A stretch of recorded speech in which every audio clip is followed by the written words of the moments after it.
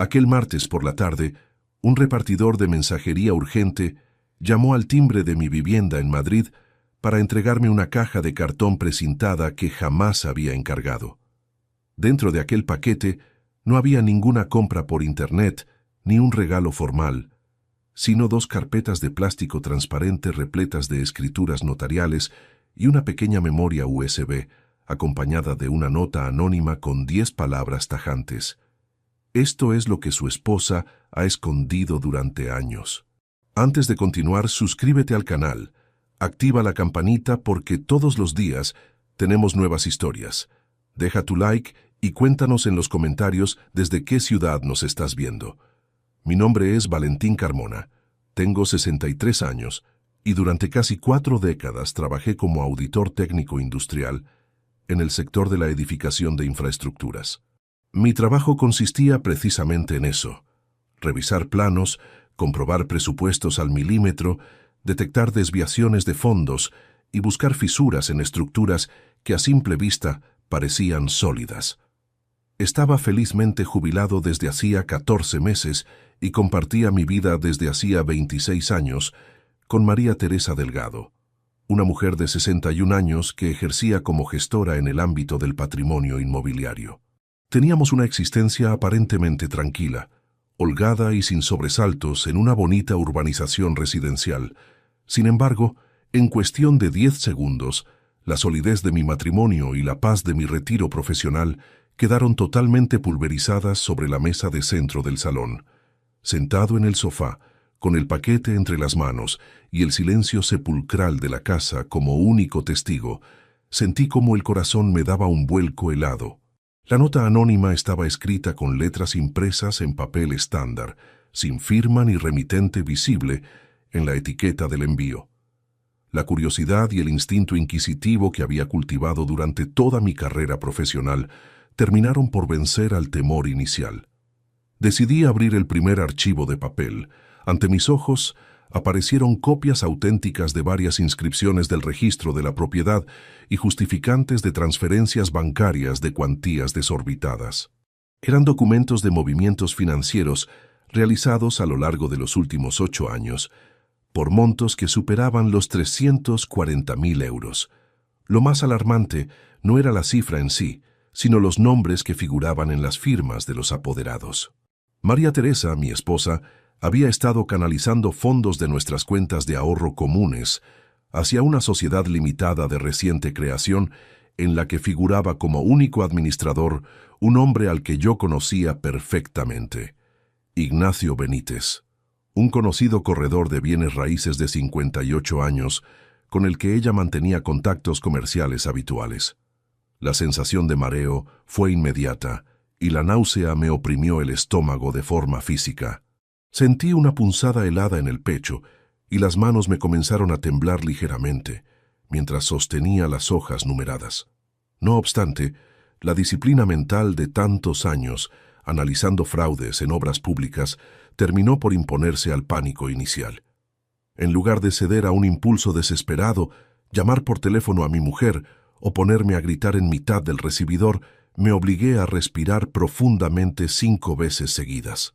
Sabía por experiencia que cuando alguien descubre un engaño de semejante magnitud, el peor error posible es encarar al responsable sin conocer el alcance total del problema.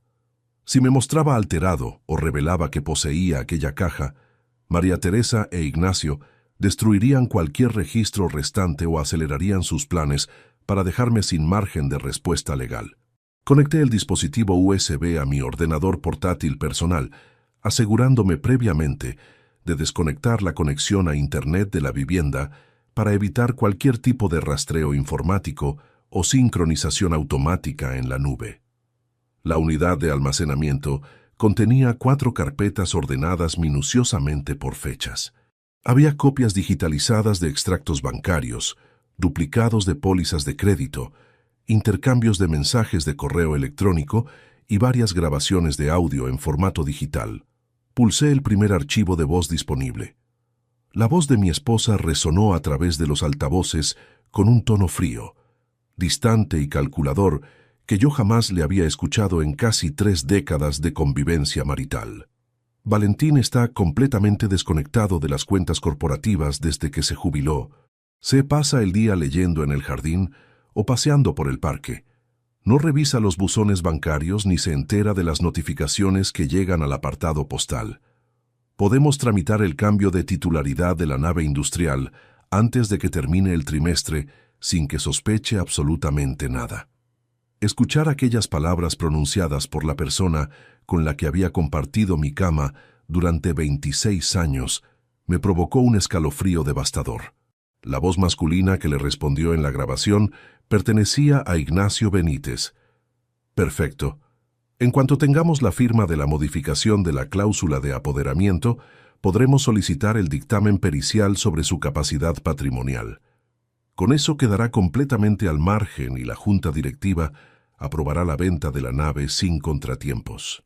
La conversación grabada continuaba durante 12 minutos más, detallando fechas exactas, movimientos de capitales en cuentas puente y maniobras contables diseñadas específicamente para vaciar mi patrimonio personal sin levantar alarmas ante la hacienda pública. Eran exactamente las 6:20 de la tarde cuando escuché el sonido metálico de las llaves girando en la cerradura de la puerta principal. El tiempo se detuvo.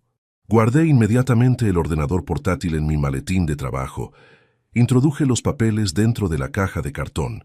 Cerré la tapa y escondí la caja debajo de un doble fondo en el armario de mi despacho privado, un espacio que ella jamás inspeccionaba. Me dirigí al baño, me lavé la cara con agua fría para disimular la palidez de mi rostro y salí al pasillo tratando de mantener una postura firme, pausada y natural. María Teresa entró al recibidor dejando el bolso de piel sobre la consola de la entrada y quitándose el abrigo con la elegancia habitual que siempre la había caracterizado.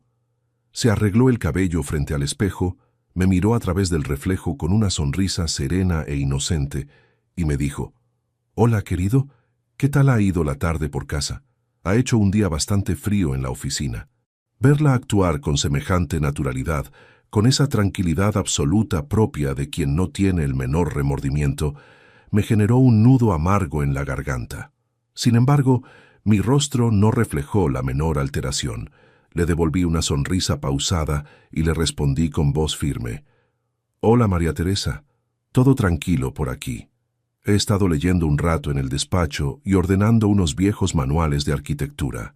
Mientras cenábamos aquella noche en el comedor principal, la observaba cortar la comida en silencio.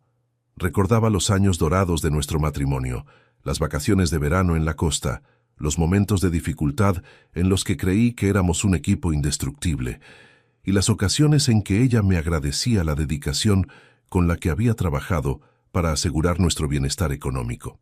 Ahora me daba cuenta de que cada gesto afectuoso de los últimos tiempos formaba parte de una estrategia fríamente calculada para mantener mi guardia baja.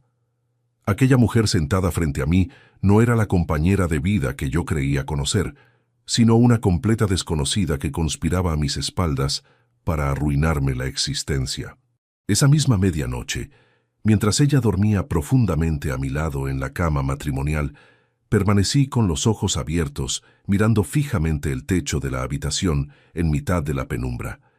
Las pulsaciones de mi corazón se mantenían estables, pero mi mente trabajaba a una velocidad vertiginosa. No iba a permitir que la desesperación me convirtiera en una víctima desprotegida. Poseía la formación metódica de un auditor, la paciencia de un observador experimentado y, sobre todo, la determinación absoluta de defender la dignidad que pretendían arrebatarme. El primer paso de mi plan estaba decidido. Al día siguiente llamaría a Alejandro Soria, un viejo amigo de la infancia y perito contable jubilado con el que había resuelto decenas de auditorías complejas en el pasado. Necesitaba analizar cada documento de aquella caja sin cometer un solo fallo, verificar la autenticidad de la fuente que me había enviado la información y trazar un contraataque legal tan impecable que no dejara margen de escapatoria a los traidores. La investigación silenciosa acababa de comenzar en la más absoluta penumbra de mi hogar. A las 4:10 de la madrugada, con las persianas del despacho completamente bajadas y una pequeña lámpara de flexo, Iluminando apenas una esquina de la mesa, metí la clave de seguridad en mi ordenador para descompilar los informes financieros adjuntos en el dispositivo USB. El crujido de la madera de la planta superior me obligaba a detener el movimiento del ratón cada pocos minutos, escuchando atentamente por si María Teresa se despertaba para ir al baño o beber un vaso de agua. La casa entera permanecía envuelta en un silencio denso y glacial, pero sobre el escritorio de cristal, la realidad económica de los últimos 10 años comenzaba a tomar una forma escalofriante y matemática. El primer documento que abrí esa noche fue una auditoría consolidada de los fondos de inversión que habíamos constituido de manera conjunta en mayo del año 2014. Aquella cuenta, que teóricamente albergaba nuestros ahorros de reserva por un importe de 280.000 euros, destinados a garantizar una jubilación holgada y cubrir posibles eventualidades de salud, presentaba un saldo real actualizado de apenas 14.600 euros. A través de un desglose detallado de transferencias bancarias periódicas, comprobé cómo se habían ejecutado traspasos mensuales constantes por importes idénticos de 3.500 euros. Todas y cada una de las órdenes de pago firmadas digitalmente utilizaban un certificado de autorización que yo jamás había tramitado ni firmado en presencia de ningún apoderado. Continué revisando la documentación digitalizada hasta dar con una carpeta titulada, con unas siglas numéricas. Al abrirla, encontré copias escaneadas en alta resolución de varios contratos de préstamo con garantía hipotecaria sobre una nave industrial ubicada en el polígono comercial de Vicálvaro. Aquella nave era una propiedad que yo había adquirido con el esfuerzo de mi trabajo personal en el año 1997, mucho antes de contraer matrimonio con María Teresa. El edificio estaba libre de cargas y generaba un rendimiento por alquiler mensual que constituía una parte fundamental de mi sustento. Sin embargo, al examinar la última página de uno de los contratos de crédito por valor de 190.000 euros, descubrí una rúbrica que imitaba con asombrosa precisión los trazos de mi firma habitual. Sentí como una punzada helada me recorría la columna vertebral mientras comparaba la firma falsa con los documentos originales de mi expediente personal. La falsificación era sumamente hábil, perfeccionada en los bordes y con la inclinación adecuada para superar una inspección visual rápida de cualquier empleado bancario poco minucioso. No obstante, al ampliar la imagen al 300% en la pantalla, mi ojo entrenado en peritajes técnicos detectó el fallo definitivo. El trazado de la letra inicial carecía del temblor natural de mi trazo manual y presentaba una continuidad continua propia de una plantilla vectorizada e impresa mediante transferencia digital. El análisis de la correspondencia electrónica intercambiada entre María Teresa e Ignacio Benítez reveló la estrategia completa que ambos venían hilando con una frialdad absoluta. En un mensaje fechado en noviembre del año 2022, Ignacio le escribía a mi esposa lo siguiente: la entidad bancaria ya ha aprobado la refinanciación previa sobre el inmueble de Vicálvaro. Solo necesitamos que Valentín no acuda a la revisión presencial del borrador patrimonial antes del cierre del ejercicio fiscal. Si logras que firme el documento de delegación de representación legal con el pretexto de los trámites de la comunidad de propietarios, tendremos la vía libre para la venta definitiva a la sociedad de inversión. La respuesta de María Teresa en ese mismo hilo de mensajes fue todavía más demoledora para mi espíritu. No habrá ningún problema con Valentín. Está completamente enfocado en sus rutinas de jubilado y cree ciegamente en todas las gestiones administrativas que yo le presento para su firma. Firma todo lo que le pongo delante mientras le sirvo el café de la mañana sin molestarse en leer la letra pequeña. En cuanto firmemos la venta de la nave industrial y consolidemos la liquidez en la cuenta instrumental de Luxemburgo, iniciaremos el procedimiento de declaración de capacidad limitada argumentando pérdidas de memoria recientes. Cerré los ojos durante un minuto entero para amortiguar el impacto emocional de aquella lectura. La frialdad con la que la mujer que dormía a pocos metros de distancia planificaba despojarme de mi patrimonio y catalogarme legalmente como un incapaz mental para anular mi capacidad de defensa sobrepasaba cualquier límite imaginable de la crueldad humana. Me negué rotundamente a dejarme llevar por la ira o el llanto. Abrí un bloc de notas físico, tomé un bolígrafo de tinta negra y comencé a elaborar un inventario riguroso de cada prueba aportada en el paquete anónimo. Anoté las fechas exactas, las cifras monetarias implicadas, las cuentas de origen y destino, los números de protocolo notarial y las identidades de las entidades intermediarias. A las 7 de la mañana, cuando la luz grisácea del amanecer comenzaba a filtrarse por las rendijas de la persiana, escuché los pasos de María Teresa bajando por la escalera de madera. Cerré la sesión del ordenador, desconecté la memoria USB, la guardé en mi bolsillo interior y dejé sobre el escritorio únicamente unos antiguos libros de contabilidad técnica. Cuando ella abrió la puerta del despacho, vistiendo su bata de seda azul, me encontró sentado frente a las páginas amarilleadas, con una taza de café caliente entre las manos, fingiendo la serenidad habitual de quien revisa viejos recuerdos sin mayor preocupación.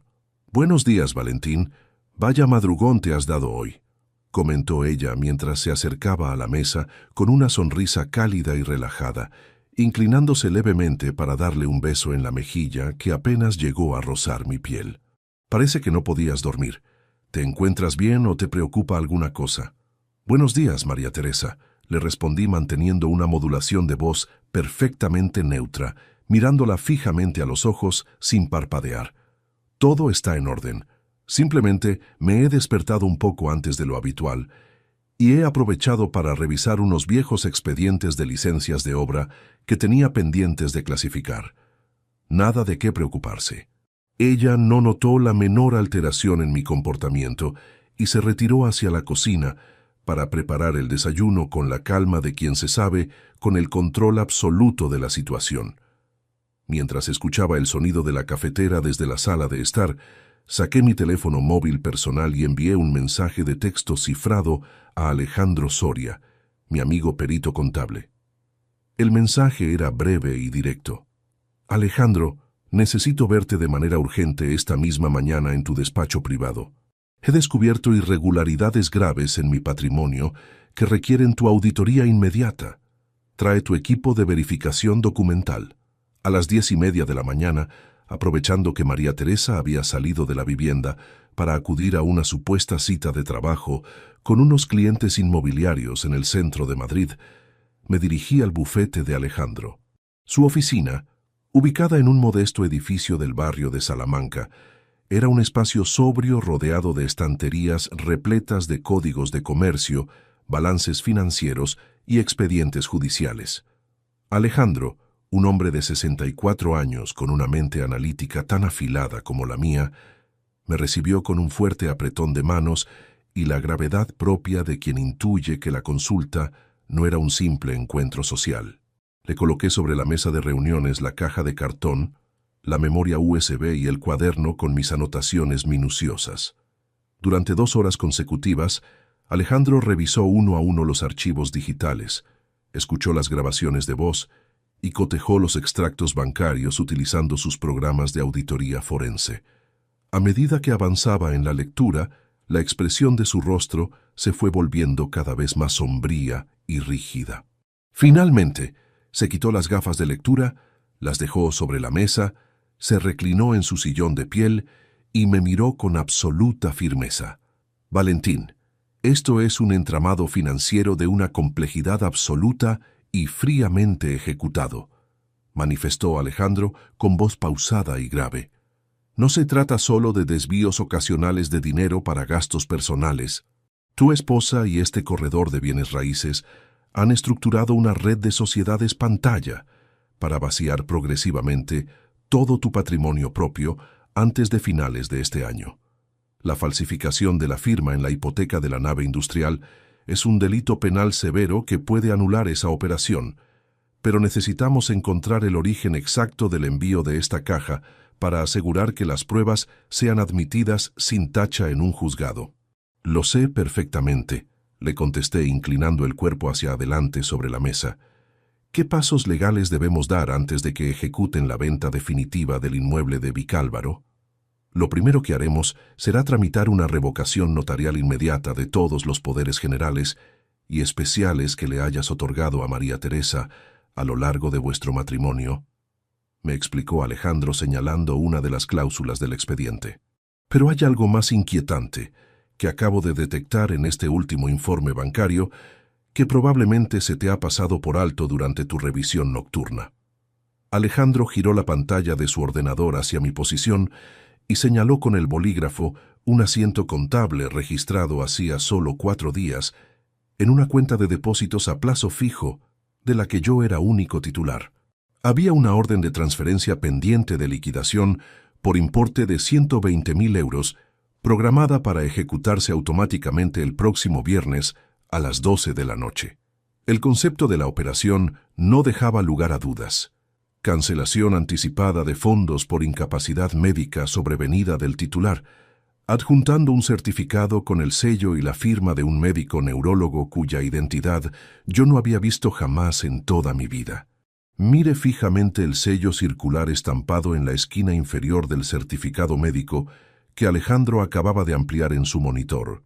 Era un cuño de color azul oscuro con el número de colegiado oficial y la firma en diagonal de un tal doctor Fernando Alarcón, especialista en neurología clínica con consulta privada en el distrito madrileño de Chamartín. El diagnóstico adjunto a la solicitud de cancelación anticipada de mi depósito bancario declaraba textualmente que yo padecía un deterioro cognitivo severo de evolución rápida, acompañado de episodios recurrentes de desorientación espacial que me incapacitaban de manera permanente para la toma de decisiones financieras complejas. Ese certificado es totalmente falso, Alejandro, dije con voz tajante, mientras la indignación pugnaba por romper mi contención. No he visitado una consulta neurológica en toda mi vida. Jamás he cruzado una sola palabra con ese médico, ni he acudido a ninguna clínica de ese distrito. Lo sé perfectamente, Valentín, me respondió Alejandro con la calma fría que da la experiencia profesional en peritajes forenses. Pero para la entidad bancaria, ese papel cuenta con presunción de veracidad al llevar la firma de un médico colegiado. Si la orden está programada para ejecutarse el viernes a las 12 de la noche, significa que María Teresa e Ignacio tienen prisa. Planean desviar esos 120.000 euros a una cuenta custodia puente antes de que el juzgado pueda intervenir. Si no actuamos antes de esa hora, ese dinero saldrá del sistema bancario nacional y seguir el rastro de esos fondos será una labor titánica. Salimos del despacho de Alejandro de inmediato a las 11:15 de la mañana. El viento helado de finales de noviembre golpeaba la calle Serrano cuando nos dirigimos a pie hacia la notaría de Eduardo Vázquez, ubicada a solo 4 manzanas de distancia. Eduardo, de 63 años, era un prestigioso notario con el que yo había colaborado durante más de 3 décadas en la legalización de actas de fin de obra y contratos de edificación industrial.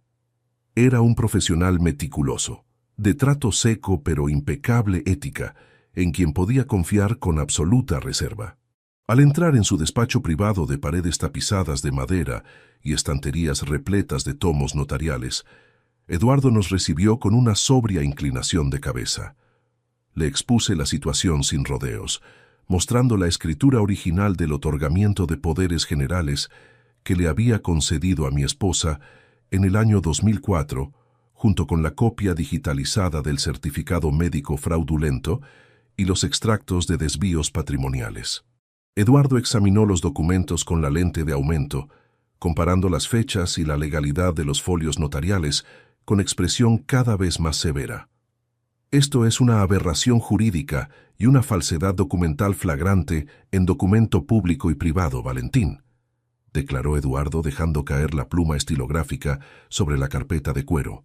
Si procedemos a la revocación formal de este poder general en este preciso instante, quedará inscrita de inmediato en el registro mercantil y en el protocolo notarial centralizado. Sin embargo, Para evitar que María Teresa se entere mediante la notificación automática que el sistema enviará a su domicilio fiscal, debemos redactar un protocolo especial de revocación con reserva de notificación cautelar motivada por investigación penal en marcha. «Hazlo de inmediato, Eduardo», le respondí mientras me sentaba frente al escritorio para estampación de mi firma. «Quiero que se anule cualquier capacidad que ella tenga para actuar en mi nombre sobre la nave industrial, las cuentas corrientes, los fondos de inversión y cualquier inmueble registral». Durante 45 minutos, la máquina de escribir eléctrica del oficial de notaría repiqueteó sin descanso, generando las 3 copias del acta notarial de revocación absoluta de poderes.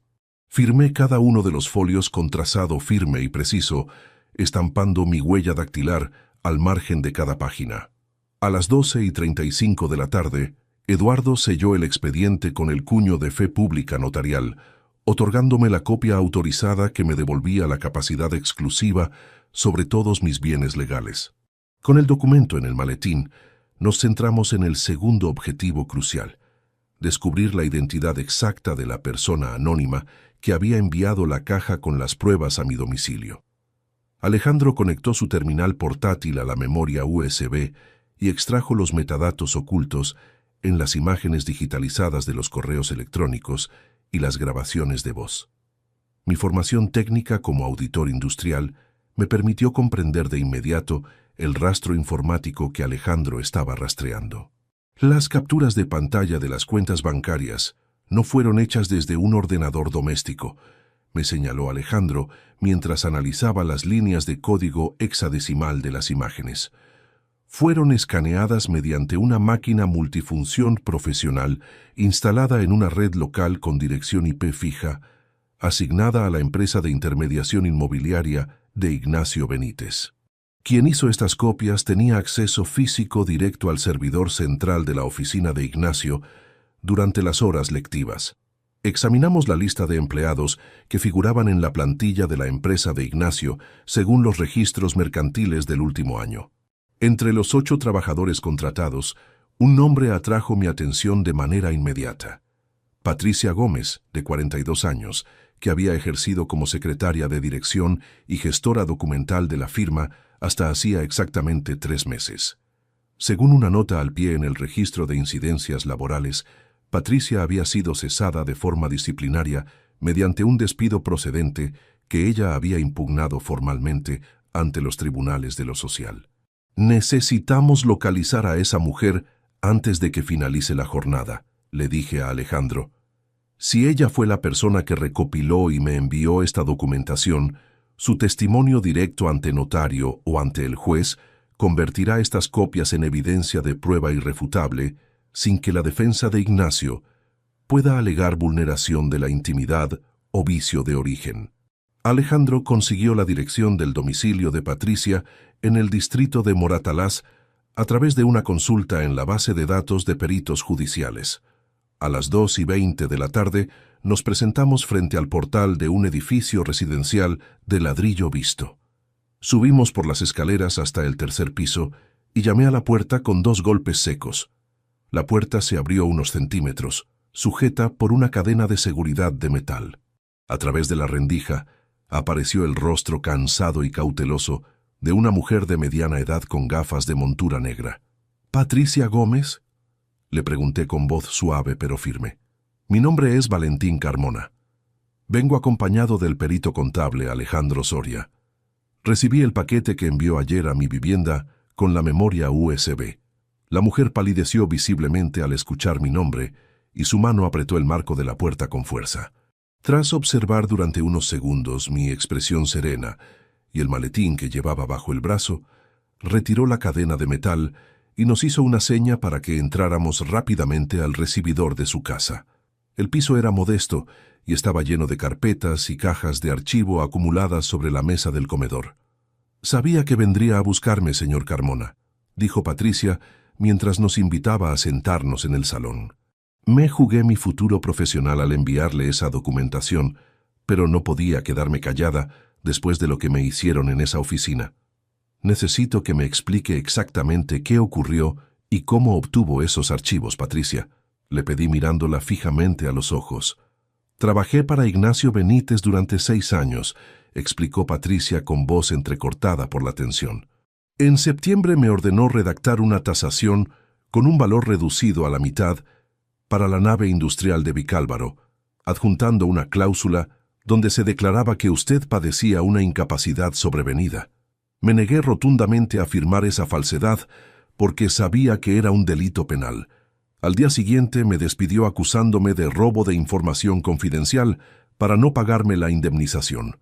Antes de que bloquearan mis claves de acceso al servidor de la empresa, descargué todo el expediente de la operación que su esposa y él llevaban preparando desde el año 2021. ¿Tiene usted en su poder los documentos físicos originales con las firmas manuscritas y los sellos bancarios auténticos? Intervino Alejandro, sacando su libreta de notas. Tengo algo mucho más grave que los simples documentos bancarios, señor Soria, respondió Patricia levantándose del sofá para abrir un cajón de su mueble auxiliar. Tengo la copia original del contrato de arras suscrito en secreto hace 15 días con un fondo de inversión extranjero para la venta de la nave industrial. Y hay algo más que usted debe saber, señor Carmona. Patricia sacó una carpeta roja de plástico y la colocó sobre la mesa de centro frente a mí. Su esposa, María Teresa, no solo pretende vender la nave industrial y vaciar las cuentas este viernes, afirmó Patricia señalando la primera hoja de la carpeta roja. Ella e Ignacio han fijado una cita para mañana por la mañana a las 10:30 en la Notaría Central de Madrid para otorgar una escritura de cesión global de activos donde se incluye la vivienda en la que usted vive actualmente. El sonido del timbre del portal resonó en el pasillo del piso de Moratalaz, justo en el instante en que abría la carpeta roja que Patricia acababa de depositar sobre la mesa. La mujer dio un brinco en su asiento, caminó a toda prisa hacia la ventana del salón y apartó la cortina con la punta de los dedos para observar la acera inferior. Un turismo de color negro con los cristales tintados permanecía estacionado en doble fila, justo frente a la entrada del edificio, con el motor al ralentí y las luces de emergencia parpadeando. Es el vehículo de la agencia de Ignacio, susurró Patricia, girándose con el rostro desencajado y la respiración agitada. Saben que he estado acumulando copias del expediente y están buscando la forma de recuperar los originales antes de la cita notarial de mañana. Conserve la calma, Patricia, le respondí con voz serena mientras cerraba el broche metálico de mi maletín e introducía la carpeta roja en el compartimento interior. Con nosotros aquí, nadie va a presionarla ni a arrebatarle ningún documento. Alejandro, sal por la puerta trasera del patio interior y lleva estas copias directamente al archivo de la notaría de Eduardo. Yo acompañaré a Patricia al juzgado de guardia para formalizar su declaración voluntaria antes de que termine la tarde. En cuestión de 10 minutos, abandonamos el inmueble por la salida de emergencia posterior hacia la calle transversal, evitando cualquier contacto visual con el conductor del automóvil. A las 4:20 de la tarde, entramos en la sede del juzgado de primera instancia e instrucción de la Plaza de Castilla.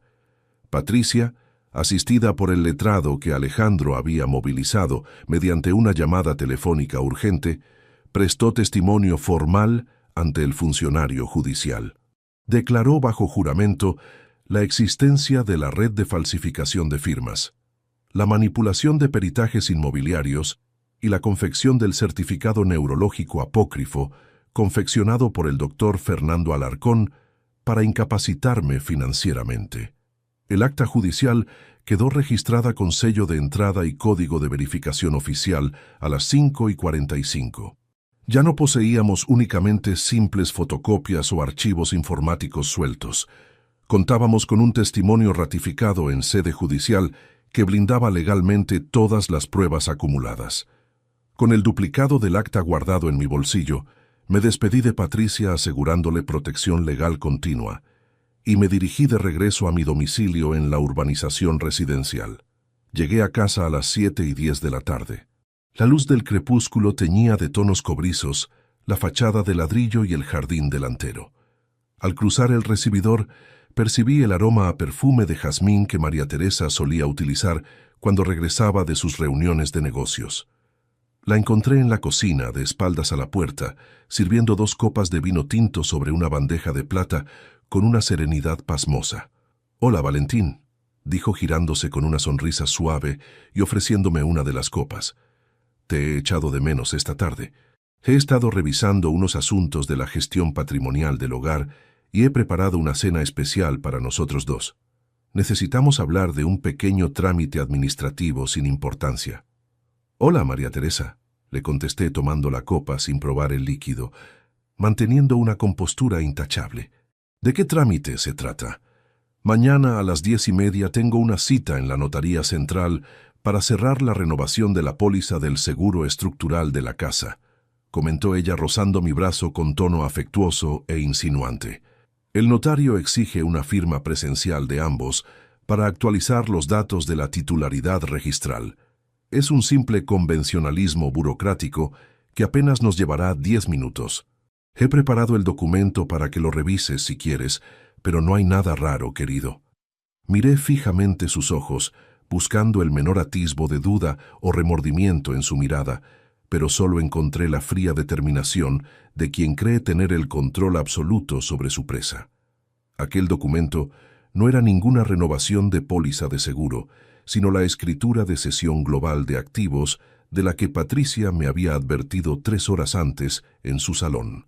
Si estampaba mi firma en ese papel, María Teresa e Ignacio quedarían facultados para disponer de la vivienda familiar, ponerla a subasta o utilizarla como aval en sus operaciones especulativas. «Por supuesto, María Teresa», le respondí esbozando una leve sonrisa de cortesía.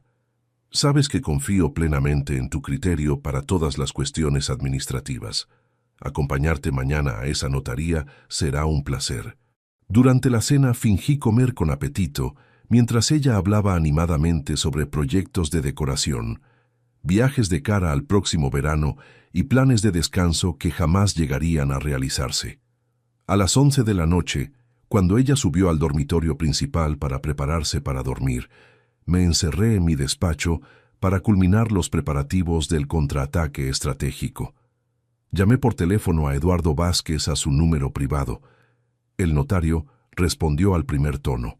«Eduardo, la cita de María Teresa está fijada para mañana a las 10:30 en la Notaría Central», le informé en tono bajo y categórico. «¿Tienes todo listo para la interposición de las medidas cautelares?» «El expediente de revocación de poderes ya está volcado en la red notarial unificada, Valentín», me aseguró Eduardo desde el otro lado de la línea. «Además, el juzgado de guardia acaba de admitir la diligencia previa basada en la declaración de Patricia Gómez. Mañana no estarás solo en esa reunión. Acudiré personalmente junto con un oficial del registro de la propiedad y la comisión judicial para levantar acta de la tentativa de estafa». A las 7 de la mañana del día siguiente, me levanté antes de que sonara el despertador. Vestí un traje de chaqueta gris oscuro, me anudé la corbata con absoluta precisión frente al espejo y comprobé que mi maletín contenía las 3 actas notariales, el pendrive con las grabaciones y la copia de la denuncia judicial. Cuando bajé al salón, María Teresa ya me esperaba junto a la entrada, luciendo un elegante conjunto de abrigo negro y sosteniendo una carpeta de cuero marrón bajo el brazo. «¿Estás listo, Valentín?», me preguntó revisando su reloj de pulsera con cierta impaciencia en los gestos. «Ignacio nos acompañará en la notaría para agilizar las firmas con el oficial principal. No quiero que nos retrasemos ni un solo minuto». «Estoy completamente preparado, María Teresa», le respondí abriéndole la puerta del automóvil. «Vamos a resolver este asunto de una vez por todas». Subimos a su vehículo y nos dirigimos hacia el centro de Madrid bajo una llovizna fina que dejaba el pavimento resbaladizo. Durante el trayecto de 20 minutos, María Teresa mantuvo una conversación telefónica con Ignacio mediante el sistema de manos libres del coche. Usaban un lenguaje codificado, empleando términos técnicos e inmobiliarios para confirmar que los fondos de garantía ya estaban preaprobados por la entidad financiera intermediaria, a la espera de la firma del contrato. Llegamos a la Notaría Central, situada en un imponente edificio clásico cercano a la carrera de San Jerónimo, a las 10:18. Subimos por la escalinata de mármol hacia la primera planta, donde fuimos conducidos a una amplia sala de juntas de techo alto, presidida por una mesa de caoba maciza y varias sillas de terciopelo verde. Ignacio Benítez ya se encontraba en el interior del despacho. Vestía un traje a medida de corte impecable y proyectaba una actitud de absoluta confianza. Al verme entrar, se levantó de la silla con una sonrisa desbordante y me extendió la mano con efusividad simulada. «Valentín, qué alegría verte tan bien», exclamó Ignacio apretando mi mano con firmeza calculada. «Agradezco mucho que hayas venido en persona. Ya sabes cómo son estos trámites burocráticos hoy en día. Firman los titulares, se sella el protocolo y en 10 minutos estás libre para disfrutar del día». «Buenos días, Ignacio», le dije retirando mi mano con frialdad premeditada. Siempre es interesante observar cómo se gestionan este tipo de operaciones de tanto calado. El oficial de la notaría entró en la sala portando el borrador de la escritura, preparado para la firma sobre una bandeja de madera. María Teresa sacó una estilográfica de oro de su bolso. La destapó con gesto decidido y me deslizó la última página del contrato hacia mi posición en la mesa, señalando la línea de trazo discontinuo reservada para la firma del cedente. «Firma aquí, Valentín», me indicó ella con voz suave pero firme, manteniendo la mirada clavada en mis manos. «Es solo la conformidad de la póliza de la que te hablé anoche». Tomé la pluma entre los dedos, apoyé la punta del plumín sobre la línea de papel satinado y detuve el movimiento, justo antes de iniciar el primer trazo de mi rúbrica. Miré a Ignacio, luego a María Teresa, y con un movimiento pausado y calculado giré el folio para leer el encabezado real del documento en voz alta frente a los presentes. Cesión absoluta de derechos de propiedad, poder de disposición patrimonial e hipoteca global sobre el inmueble residencial. Recité con voz potente y clara que resonó en toda la sala. María Teresa palideció de golpe y su sonrisa se congeló al instante. Ignacio dio un paso hacia adelante, intentando arrebatarme el folio de las manos con un gesto brusco. «Valentín, no pierdas el tiempo leyendo los encabezados estándar de la notaría», interrumpió Ignacio, levantando la voz con evidente nerviosismo. «Es un texto tipo redactado por la gestoría. Firma de una vez para que podamos tramitar el expediente antes del cierre del registro». En ese preciso instante, la puerta doble de la sala de juntas se abrió de par en par. Eduardo Vázquez entró en la estancia luciendo su medalla de fe pública notarial, acompañado por 2 agentes de la Policía Nacional vestidos de paisano y por el perito contable Alejandro Soria, quien portaba bajo el brazo una carpeta con la orden de paralización cautelar expedida por el juzgado de guardia.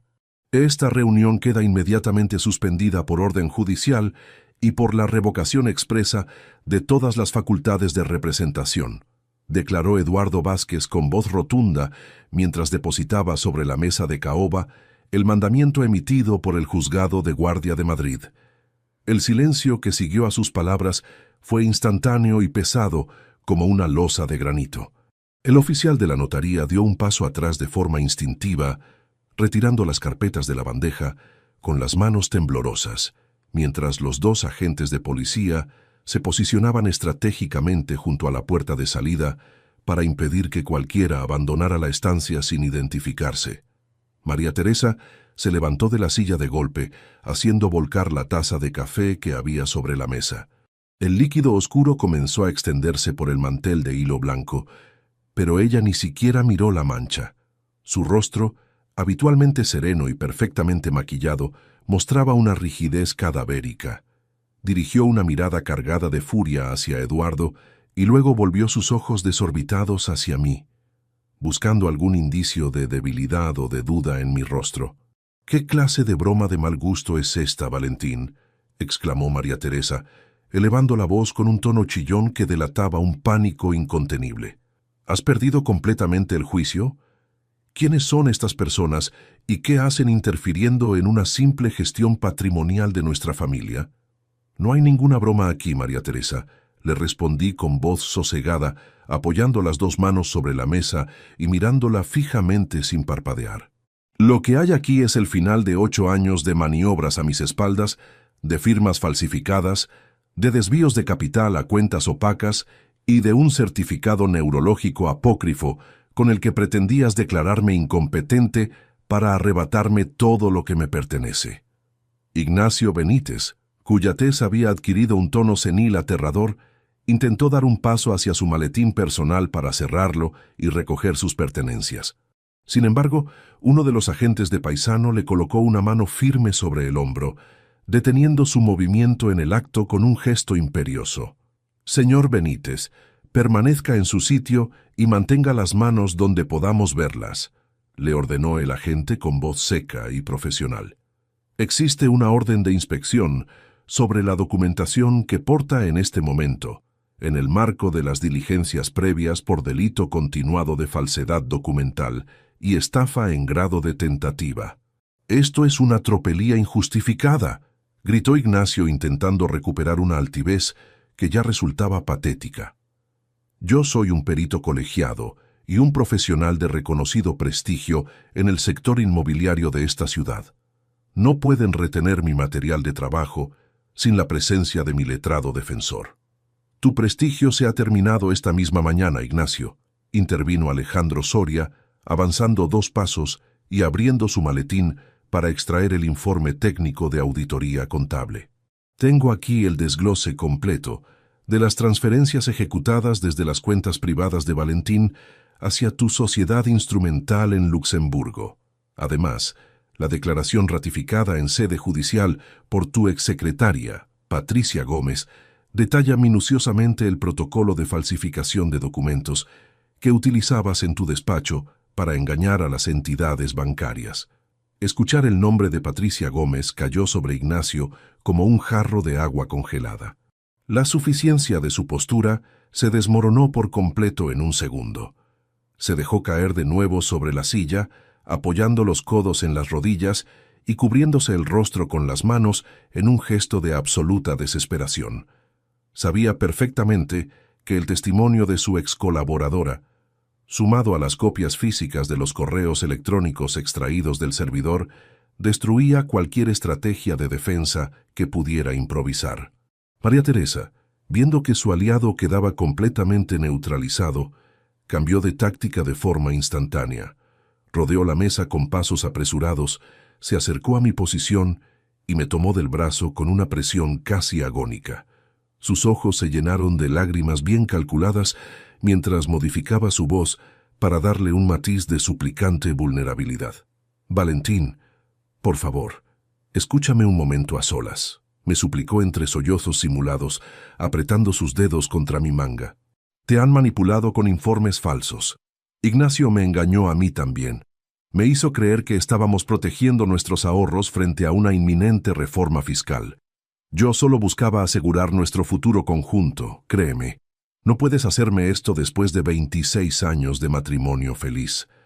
La miré a los ojos con una mezcla de lástima y profundo desapego. La mujer que tenía frente a mí ya no ejercía el menor poder emocional sobre mis actos. Recordé cada una de las frases grabadas en el dispositivo USB, donde ella hablaba de mi persona con un desprecio helado, calificándome de viejo ingenuo que firmaba cualquier papel mientras le servía el café de la mañana. «No me toques, María Teresa», le dije retirando el brazo con una lentitud y una firmeza impecables. «La única persona que ha manipulado la realidad durante casi 3 décadas ha sido tú. Pero la auditoría ha concluido hoy. No hay nada más que discutir entre nosotros fuera de un juzgado». El oficial del juzgado de primera instancia procedió a levantar el acta de la sesión, haciendo constar la paralización cautelar de la cesión de la vivienda, el bloqueo de las cuentas bancarias asociadas al entramado de Ignacio y la notificación formal de la revocación de todos los poderes otorgados en el pasado. Los 2 agentes de policía solicitaron la documentación de identidad de los 2 traidores para adjuntarla al atestado policial que se tramitaría de forma urgente esa misma mañana. Salí de la notaría central acompañado por Alejandro y Eduardo.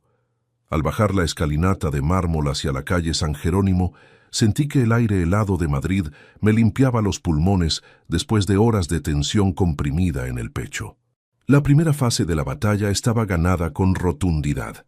La cesión de la vivienda familiar había sido abortada y los poderes notariales estaban totalmente anulados en el registro mercantil centralizado.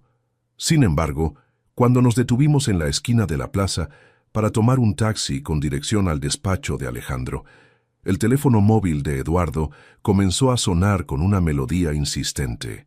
Eduardo sacó el terminal del bolsillo de su abrigo, miró la pantalla con el ceño fruncido y respondió a la llamada.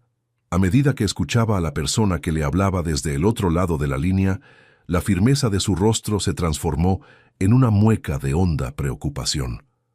Entiendo, mantenga el bloqueo automático y no autorice ningún movimiento manual hasta que lleguemos, indicó Eduardo con tono grave antes de colgar la comunicación y mirarnos fijamente a Alejandro y a mí. ¿Qué ha ocurrido, Eduardo?, le pregunté percibiendo de inmediato el cambio de ambiente. Era el director regional de la entidad bancaria donde tienes depositado el fondo de inversión de la nave industrial, me explicó Eduardo, señalando el taxi que acababa de detenerse junto a la acera. Ignacio Benítez no actuaba solo con María Teresa. Hace apenas 20 minutos, un segundo apoderado con firma delegada ha presentado en la sucursal de la calle Velázquez una orden de liquidación total y transferencia urgente hacia un banco extranjero sobre la masa patrimonial restante de 300.000 euros. El neumático del taxi chirrió violentamente contra el bordillo de la calle Velázquez a las 11:45 de la mañana. Subí los 4 escalones de la sucursal bancaria a paso ligero, seguido muy de cerca por Eduardo Vázquez y Alejandro Soria. El olor a papel impreso, aire acondicionado y moqueta húmeda nos recibió al atravesar las puertas de cristal automatizadas. El patio de operaciones de la oficina mostraba la actividad habitual de una mañana de diario, pero al fondo del pasillo, tras la mampara de cristal traslúcido del despacho de dirección, se distinguía la silueta de un hombre de unos 50 años de edad, ajustándose los puños de la camisa frente a una mesa repleta de carpetas abiertas. Señor director, exijo la paralización inmediata de cualquier expediente de liquidación vinculado a mi nombre, declaré, irrumpiendo en el despacho sin llamar previamente a la puerta, mientras colocaba sobre la mesa de despacho la resolución cautelar expedida 2 horas antes por el juzgado.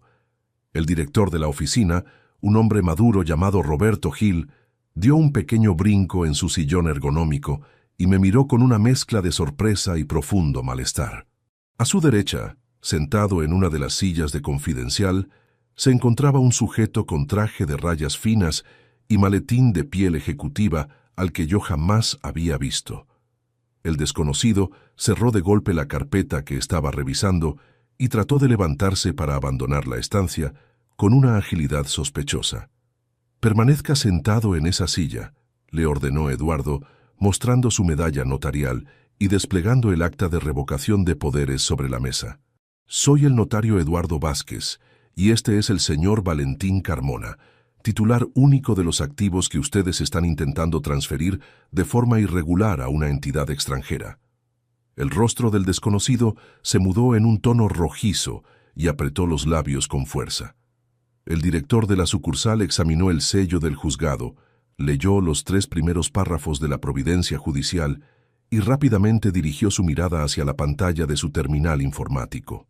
Sus dedos teclearon con frenesí una secuencia de comandos antes de volver a mirarnos con una expresión de hondo agobio.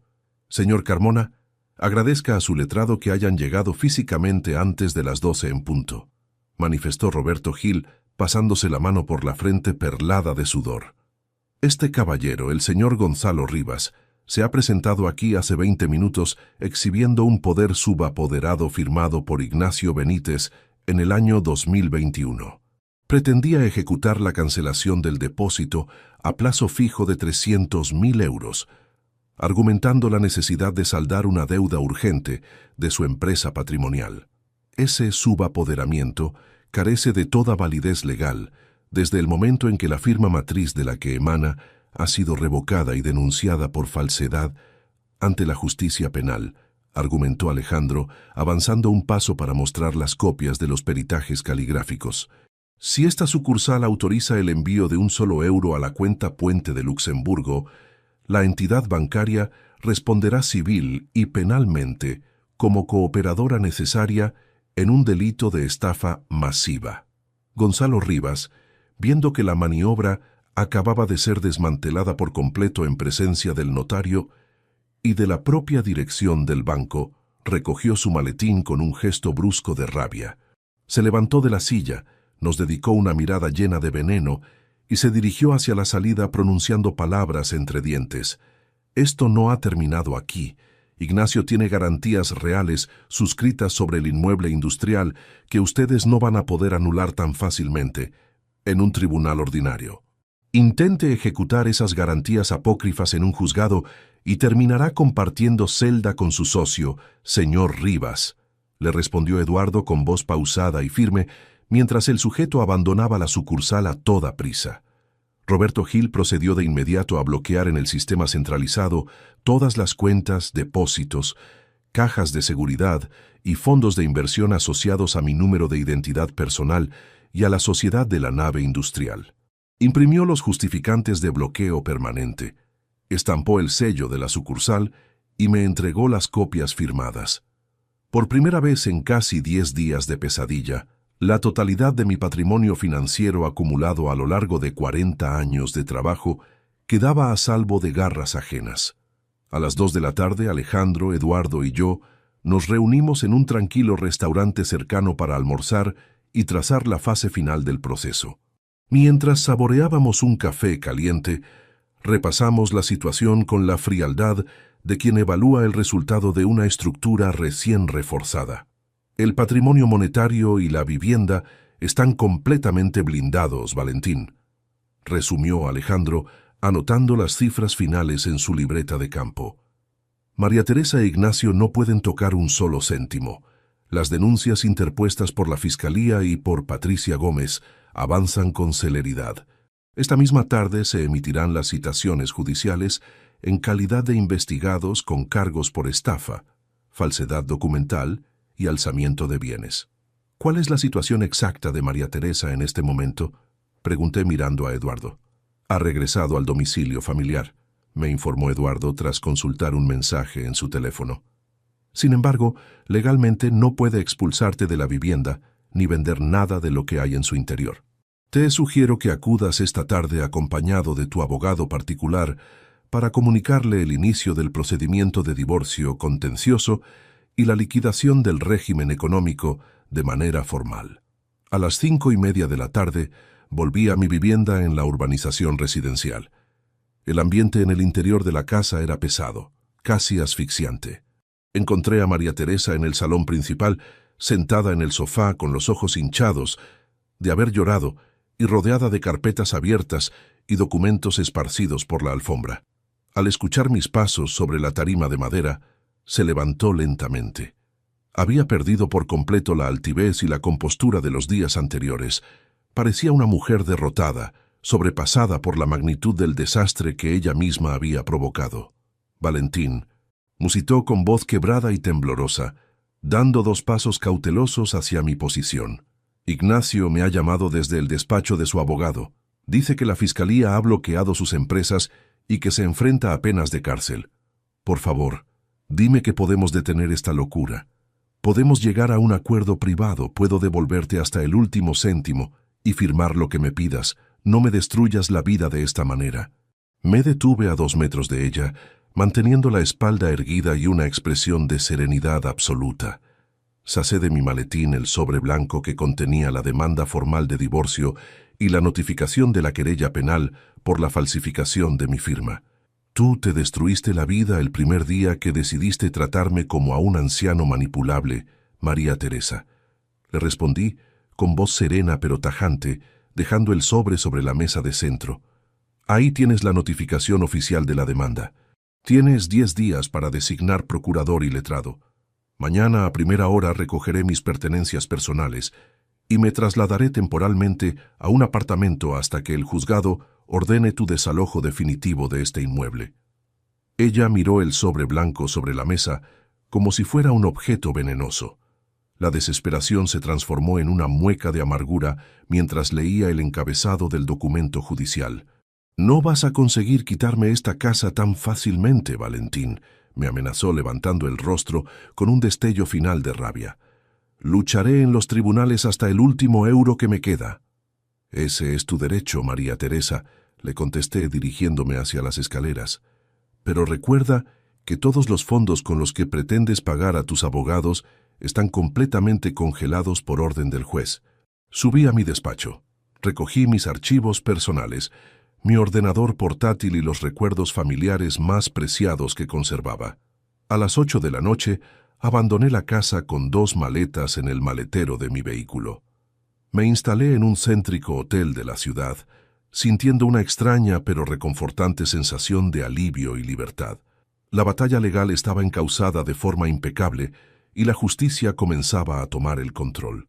Sin embargo, a las 10:10 de la noche, mientras revisaba en la habitación del hotel los detalles finales del escrito de acusación que mi letrado presentaría a la mañana siguiente, sonó la alarma de correo prioritario en mi teléfono móvil.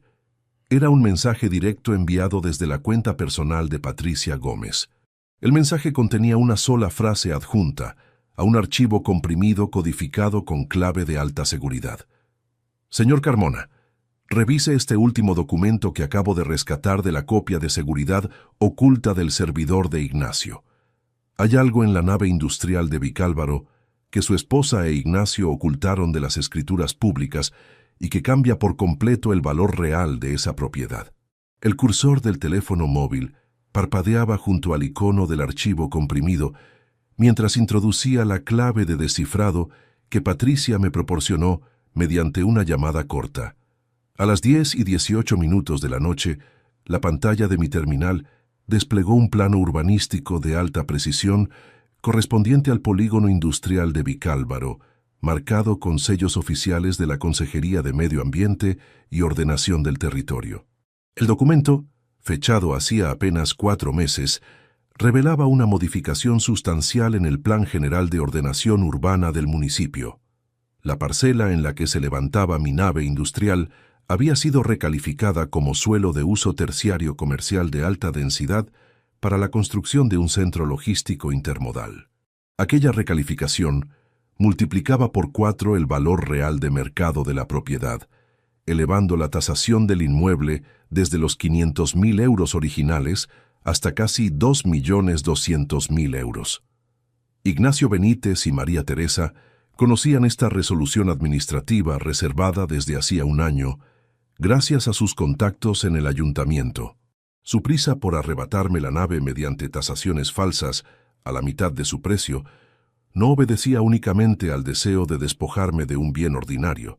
Buscaban quedarse en exclusiva con la mayor plusvalía inmobiliaria de sus vidas antes de que la resolución pública se publicara oficialmente en el boletín oficial. «Alejandro, necesito que revises esta resolución de ordenación urbana ahora mismo», le dije a mi amigo perito a través del altavoz del teléfono tras reenviarle el archivo adjunto. Esta es la pieza que faltaba para explicar la desesperación con la que intentaban liquidar mi patrimonio. Esto cambia por completo la dimensión económica del procedimiento penal, Valentín, respondió Alejandro tras examinar los planos en su ordenador. No estamos hablando de una estafa convencional de 300.000 euros. Esto constituye un delito agravado de maquinación para alterar el precio de las cosas, estafa procesal en grado de tentativa y uso indebido de información privilegiada. Mañana por la mañana este expediente va a dinamitar cualquier intento de defensa de sus abogados. A las 9 de la mañana del día siguiente, me presenté en los juzgados de la Plaza de Castilla, acompañado de Eduardo Vázquez y de nuestro equipo letrado. El pasillo de la tercera planta, donde se ubicaba el juzgado de instrucción número 12, presentaba un ajetreo constante de funcionarios, abogados y procuradores. En una de las bancadas de madera situadas junto a la puerta del despacho señorial, María Teresa e Ignacio Benítez esperaban la comparecencia, flanqueados por 2 penalistas de renombre contratados a toda prisa. Al verme avanzar por el pasillo con el maletín en la mano y flanqueado por mis asesores, María Teresa intentó esquivar mi mirada, ajustándose las solapas de su gabardina con manos temblorosas. Ignacio, por el contrario, mostraba un rictus de tensión absoluta. El color saludable de su rostro había desaparecido por completo, sustituido por una palidez grisácea y unas profundas ojeras que delataban una noche entera de vela. «Señorías, llamen a los investigados María Teresa Delgado e Ignacio Benítez», anunció la agente judicial, abriendo la puerta doble del juzgado con un sonido metálico seco. Entramos en la sala de vistas. La jueza titular, una mujer de unos 50 años con mirada penetrante y ademanes sobrios, presidía la mesa rodeada de los tomos que componían las diligencias previas. La fiscal del caso, situada a su izquierda, ya tenía desplegados sobre su mesa los informes de la Policía Judicial y las actas de intervención notarial que habíamos aportado el día anterior. El abogado de la acusación tomó la palabra en primer lugar, exponiendo con precisión meridiana la secuencia completa de la trama: la falsificación de la firma en el préstamo hipotecario, la confección del certificado neurológico apócrifo para incapacitarme, la tentativa de venta a través de la Notaría Central y, como elemento definitivo, la ocultación deliberada de la recalificación urbanística de la nave de Vicálvaro para consumar un pelotazo inmobiliario millonario. Cuando nuestro letrado entregó el dictamen pericial con el plano de la Consejería de Medio Ambiente, la jueza fijó sus ojos en Ignacio Benítez y pronunció palabras severas. «Señor Benítez, explique a este tribunal cómo es posible que su firma aparezca en un contrato de compromiso de venta de la finca de Vicálvaro por 600.000 euros cuando su empresa poseía el informe de recalificación que tasaba el inmueble en más de 2 millones. Ignacio tartamudeó, miró a su abogado buscando un auxilio que no llegó y apretó los puños sobre el estrado. «Señoría, era una operación de intermediación ordinaria. Nosotros no teníamos la certeza de que la recalificación fuera a aprobarse de forma definitiva». «Miente, señoría», intervino la fiscal levantando un pliego de folios impresos. «Constan en el sumario las interceptaciones de correos electrónicos donde el señor Benítez y la señora Delgado coordinaban la firma de la sesión antes de la publicación del boletín oficial para evitar que el señor Valentín Carmona pudiera ejercitar sus derechos como propietario legítimo». María Teresa, viendo que el edificio de mentiras se derrumbaba irremisiblemente bajo el peso de las pruebas documentales, rompió a llorar de forma desconsolada en la sala. Intentó culpar directamente a su cómplice con voz ahogada. «Él me prometió que todo era legal. Ignacio me dijo que era la única forma de proteger nuestro dinero familiar frente a las deudas». «Cállate de una vez, María Teresa», le gritó Ignacio, perdiendo por completo los papeles frente a la magistrada. «Tú fuiste la que trajo los extractos bancarios de tu marido y la que me exigió acelerar la firma porque temías que él descubriera las transferencias de Luxemburgo». «Silencio en la sala», ordenó la jueza dando un golpe seco con el mazo sobre la mesa de madera. «No voy a tolerar espectáculos lamentables en este juzgado». La magistrada dictó de inmediato un auto de medidas cautelares demoledor.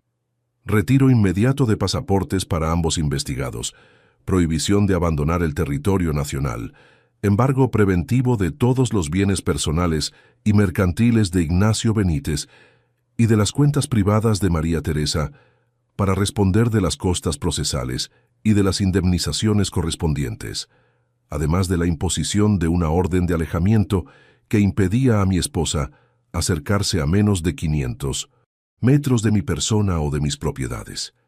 Al salir de la sala de vistas a la 1 de la tarde, el abogado defensor de Ignacio se acercó a nuestro grupo en el pasillo con gesto de derrota absoluta. Su arrogancia inicial se había evaporado por completo. «Señor Carmona, señor Vázquez», dijo el letrado bajando la voz, «mis clientes están dispuestos a firmar un acuerdo de conformidad total. La señora Delgado renunciará de manera irrevocable a cualquier pretensión sobre la liquidación de gananciales, entregará la totalidad de las llaves del inmueble residencial y aceptará el divorcio contencioso sin exigencia de pensión alguna, a cambio de que la Fiscalía retire la petición de prisión preventiva antes del juicio oral». Miré al abogado de los traidores con una calma glacial. Recordé los días de angustia, las noches en vela analizando documentos falsificados y el desprecio con el que habían planificado dejarme en la indigencia y calumniar mi salud mental. No hay ningún acuerdo que negociar, letrado. Le respondí con voz firme y clara que resonó en el pasillo de los juzgados. La ley se aplicará en toda su extensión y la dignidad que intentaron arrebatarme no se negocia en un pasillo. Iremos a juicio oral con todas las consecuencias. Regresé al hotel a las 3 de la tarde. La sensación de haber protegido mi patrimonio, mi honor y mi verdad histórica era completa. Todo estaba encauzado bajo el control absoluto de la justicia, y los responsables de la traición se enfrentaban a la ruina económica, profesional y penal. Sin embargo, a las 6:30 de la tarde, mientras terminaba de almorzar en el comedor del hotel, el conserje del establecimiento se acercó a mi mesa portando una bandeja de plata. Sobre la bandeja había una pequeña carta manuscrita, sobre un sobre azul sin sello postal, entregada en mano por un mensajero privado hace escasos minutos. Al abrir el sobre azul, reconocí de inmediato la caligrafía apresurada de María Teresa. La nota contenía solo 2 líneas escritas con pulso tembloroso. Valentín, sé que no me perdonarás jamás, pero tienes que saber lo que Ignacio ha dejado escondido en la caja fuerte de la nave industrial antes de que la policía precinte el edificio mañana por la mañana. El chasquido metálico de la cerradura resonó con un eco seco en el interior del gran almacén desierto de la nave industrial de Vicálvaro a las 7:45 de la mañana. Entré en el recinto acompañado por Alejandro Soria, 2 agentes de la Policía Nacional encargados de la custodia judicial de la finca y el cerrajero de guardia provisto de maquinaria de corte. La luz matinal se filtraba a través de los ventanales superiores, iluminando las motas de polvo en suspensión sobre la enorme estructura de hormigón y acero que pronto se transformaría en el centro logístico más codiciado de la zona. Nos dirigimos al fondo del pasillo principal, donde se ubicaba el despacho técnico de la antigua dirección de la nave. Tras apartar un panel de madera contrachapada fijado a la pared posterior del vestuario, el cerrajero aplicó el disco de diamante sobre los pernos de una pequeña caja fuerte, empotrada en el muro de carga. Las chispas saltaron en la oscuridad del rincón durante 4 minutos hasta que la puerta de acero cedió con un gemido metálico. En el interior de la cavidad no había fajos de billetes ni joyas de valor comercial. Lo que extraje con cuidado fueron 3 tomos encuadernados en piel negra que contenían los duplicados originales de las escrituras de compraventa de la nave, las pólizas de garantía bancaria que acreditaban mi propiedad absoluta sin cargas y los documentos fundacionales firmados por mi padre hacía más de 4 décadas.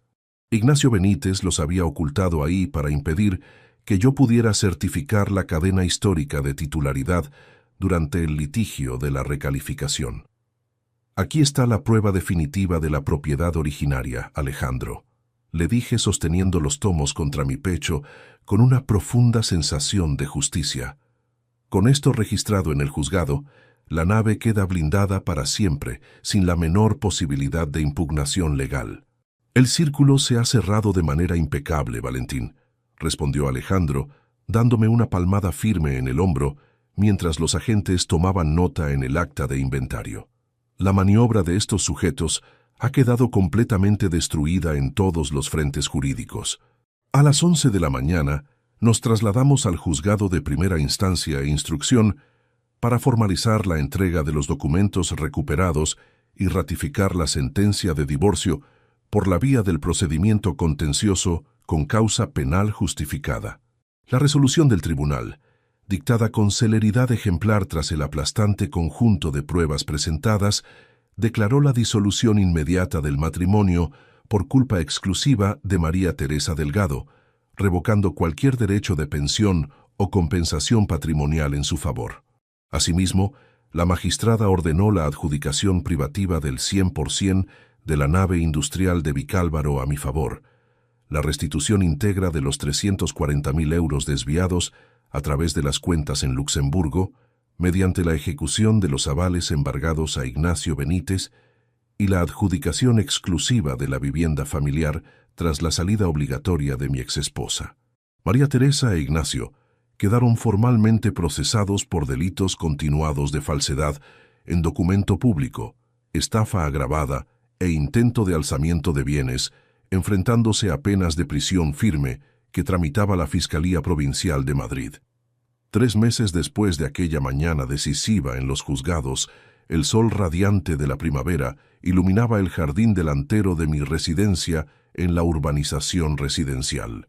Me encontraba sentado en la terraza de teca, disfrutando de un café recién hecho, mientras hojeaba los planos finales de la venta de la nave de Vicálvaro. La operación de enajenación del inmueble al Grupo Inversor Internacional se había cerrado ante notario por una cifra final de 2.350.000 euros, garantizando la tranquilidad económica de toda mi vida y permitiéndome realizar valiosas donaciones a instituciones benéficas de la ciudad. El silencio de la casa ya no resultaba opresivo ni amargo, sino sereno y reconfortante. Había recuperado cada céntimo de mi patrimonio, la titularidad absoluta de mis bienes y, por encima de cualquier valor material, la dignidad que pretendieron arrebatarme mediante mentiras y manipulaciones. Recordaba los días inciertos en que recibí aquel paquete anónimo, pero la frialdad analítica, la paciencia estratégica y la confianza en la ley me habían permitido transformar un ataque demoledor en una victoria contundente y ejemplar. Escuché el suave sonido del timbre de la cancela exterior. Caminé con paso tranquilo por el sendero de losas de piedra hasta abrir la puerta de hierro forjado. Al otro lado me esperaba Alejandro Soria luciendo una amplia sonrisa y sosteniendo una carpeta de cuero bajo el brazo. «Buenos días, Valentín», me saludó Alejandro, extendiéndome la mano con afecto genuino. «Traigo los justificantes finales del registro de la propiedad. Todas las inscripciones de tus inmuebles figuran ya a tu nombre exclusivo, limpias de cualquier anotación preventiva o embargo. Eres oficialmente un hombre completamente libre y dueño absoluto de tu destino». «Buenos días, Alejandro», le contesté estrechando su mano con firmeza y haciéndole una seña para que entrara al jardín. «Pasa al porche, por favor. El café está recién hecho y hoy tenemos mucho que celebrar con la conciencia tranquila». Mientras caminábamos hacia la terraza bajo la brisa templada de la mañana, contemplé la casa, las flores del jardín y la paz del entorno. Sabía que las cicatrices del engaño tardarían en desaparecer por completo, pero la satisfacción de haber actuado con inteligencia, temple y justicia me devolvía la sonrisa. Había protegido mi legado con la serenidad de un hombre que no se rinde ante la traición, demostrando que la verdad siempre encuentra la forma de prevalecer cuando se defiende con firmeza, método y absoluta dignidad. Si te gustó esta historia, dale like al video, suscríbete al canal y comparte tus impresiones en los comentarios. Para escuchar la próxima historia, haz clic en la caja de la izquierda. Gracias por vernos.